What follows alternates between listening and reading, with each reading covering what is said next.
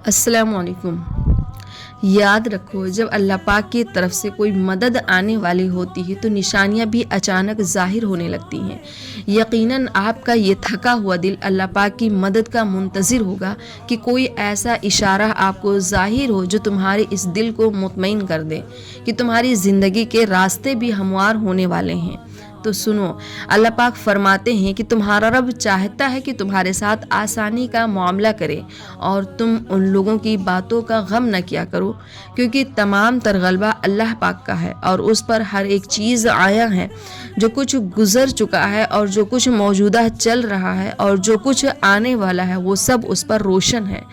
अगर तुम्हारी ज़िंदगी के चंद औराक ख़राब हो गए हैं और तुम गलत डायरेक्शन की तरफ जा रहे हो, बेसुकूनी में हो, तो ये जान लो कि ये सिर्फ कुछ औराक ख़राब होने का मतलब हरगिज़ ये नहीं कि पूरी कहानी ख़राब हो गई है।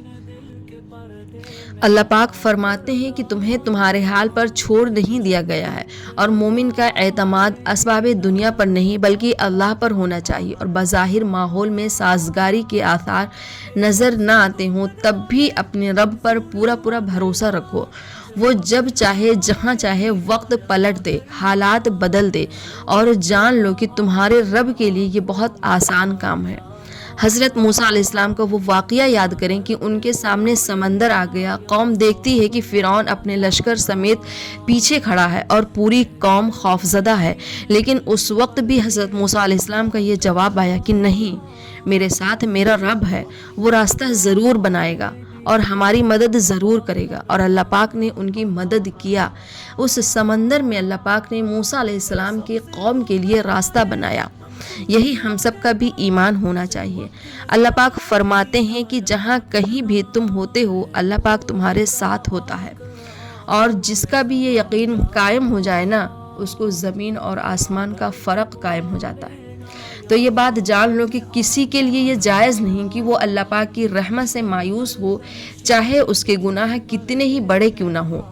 नबी करीम सल्लल्लाहु अलैहि वसल्लम ने इरशाद फरमाया कि तुम में से हर एक अपनी हाजतें और ज़रूरतें अपने रब से मांगें, यहाँ तक कि जूते का तस्मा भी अगर टूट जाए तो उसे भी अपने अल्लाह से मांगो, क्योंकि तमाम तर अखरियात और भलाइयाँ उस रब के हाथ में हैं जिसकी निगाह अज़ल से अबद तक तमाम ज़मानों पर हावी है।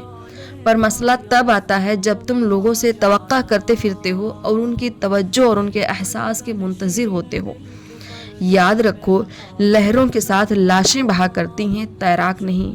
मेरा रब फरमाता है, जिन लोगों ने अल्लाह को छोड़कर दूसरे लोगों को अपना मददगार बना रखा है और उनसे उम्मीदें जोड़ रखी हैं, उसकी मिसाल उस मकड़ी जैसी है कि वो भी एक घर बनाती है, लेकिन इस दुनिया में सबसे कमज़ोर घर मकड़ी का होता है। काश कि तुम जानते कि अल्लाह की मशीयत सारी मशीयतों पर गालिब है और उस रब ने जो चीज़ें तुम्हारे लिए बनाई हैं वो खुद तुम्हें तलाश कर रही हैं। यकीन रखना, वो तुम्हें मिल कर रहेंगी, लेकिन असल में तुमने अपनी ज़िंदगी के सुकून के लिए हर वो चीज़ तलाश करके ख़रीदी जिसको तुमने ज़रूरी समझा, लेकिन न तलाशा तो अल्लाह पाक का फ़ज़ल। अगर अल्लाह की मदद चाहते हो ना, तो अल्लाह पाक का अमान ढूंढो जहाँ तुम्हारे लिए राहतों का सामान है। तुम अगर अल्लाह पाक की तरफ चल कर आओगे तो वो तुम्हारी तरफ दौड़ कर आएगा। तुम अल्लाह पाक को याद रखोगे तो वो तुम्हें याद रखेगा। लेकिन अगर तुम अपने रब से बेपरवाह होकर किसी और से मदद की उम्मीद रखोगे तो वो अपना ही नुकसान होगा, क्योंकि अल्लाह पाक फरमाते हैं कि ये दुनियावी आसरे, दुनियावी सहारे तुम्हारे किसी काम के नहीं आएंगे।